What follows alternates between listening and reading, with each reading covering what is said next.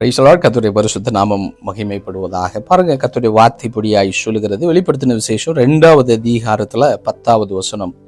நீ படப்போகிற பாடுகளை குறித்து எவ்வளவும் பயப்படாதே என்று சொல்லப்பட்டிருக்கு. அன்புக்குரிய கர்த்தருடைய பிள்ளைகளை பாருங்க, இது சிமிர்னா சபைக்கு கர்த்தருடைய ஊழியக்காரர் மூலமாக எழுதப்பட்டதான ஒரு வார்த்தை தான்.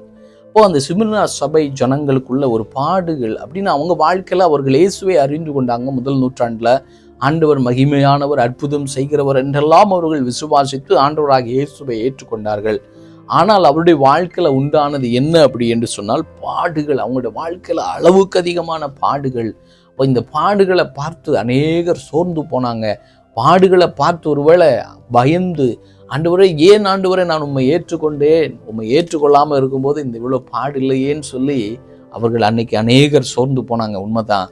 ஆனால் இதை கேட்டுக்கொண்டு கர்த்தருடைய பிள்ளைகளை, உங்கள் வாழ்க்கையில் கூட இயேசு கிறிஸ்துவை ஏற்றுக்கொண்ட பிறகு அநேக பாடுகள் வழியாக நான் கடந்து போகிறேனே என்று சொல்லி ஒருவேளை பயந்து கொண்டிருக்கிறீங்களா?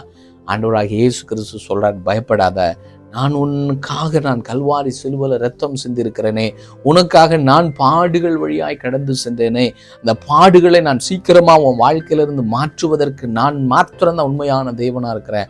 இயேசு கிறிஸ்து நமக்காய் பாடுகளை அவர் அனுபவித்தாருங்க.